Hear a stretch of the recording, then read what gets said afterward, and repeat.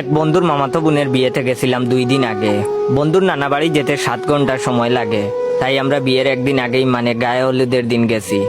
বন্ধুর গার্লফ্রেন্ড আছে, কিন্তু আমি পিওর সিঙ্গেল ছিলাম। সিঙ্গেল থাকারই কথা, আমার যেই চেহারা, যাক আর বললাম না, নইলে আমার মেয়ে ফলোয়ার গুলো আনফলো করে দিবে। তাই আমার টার্গেট ছিল যে করেই হোক এই বিয়ে থেকে একটা গার্লফ্রেন্ড পছন্দ করবই, পরে বন্ধুর মাধ্যমে পটিয়ে নেব। গায়ে হলুদের রাতে অনেক খোঁজার পর একটা মেয়েকে দেখে পছন্দ হয়েছে। এত মেয়ে বিয়ে বাড়িতে, বাট শুধু একজনকেই পছন্দ হয়েছে। কিছুক্ষণ ফলো করছি মেয়েটাকে। কিছুক্ষণ এভাবে ফলো করার পর বন্ধুর ছোট মামাতো ভাইকে দিয়ে একটা কলম আর একটা কাগজের টুকরো আনিয়েছি। কাগজে আমার নাম আর ফোন নম্বরটা লিখে সুযোগ খুঁজতেছি এই মেয়েটাকে দেওয়ার জন্য, কিন্তু ওই মেয়েটার কাছ থেকে মানুষই যাচ্ছে না। একজনের পর একজন আসা যাওয়া করতেছেই। আমি বসে বসে সুযোগ খুঁজতাছি আর মনে মনে স্বপ্ন দেখতাছি। আহা, আমার কতদিনের স্বপ্ন আশা আজ পূর্ণ হবে।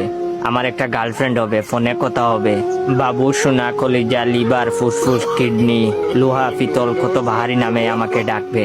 এইসব ভাবতেই খুশিতে আমার গায়ের লোম কাটা দিয়ে উঠছে। অদ্ভুত ফিলিংস হচ্ছে, মনটা বড্ড খুশিতে নাচানাচি করতেছে। যাক, অবশেষে সেই সময় আসলো। মেয়েটা একা চেয়ারে বসে আছে। আমি সুযোগ কাজে লাগানোর জন্য মেয়েটার কাছে গেলাম। কাছে যেতেই মেয়েটা জিজ্ঞেস করলো, কিছু বলবেন ভাইয়া? ভাইয়া শব্দটা শুনেই ফিট হওয়ার অবস্থা আমার। এসেছি প্রপোজ করতে, ভাইয়া ডেকে আহত করে ফেলেছে। আমিও ছেড়ে দেওয়ার পাত্র না। কাগজের টুকরোটা হবু গার্লফ্রেন্ডের হাতে দিলাম। হবু গার্লফ্রেন্ড কাগজের টুকরোটা মেলে আমার নাম আর নাম্বারটা দেখে বলে, এটা কি? আমি লাজুক একটা হাসি দিয়ে বলছি, সময় করে কল দিয়েন। হবু গার্লফ্রেন্ড প্রশ্ন করলো, এখানে কিসের জন্য এসেছেন? আমি বলছি, বন্ধুর মামাতো বোনের বিয়েতে এসেছি, আর এসেই প্রথম দেখাতেই আপনাকে ভালো লেগে গেছে।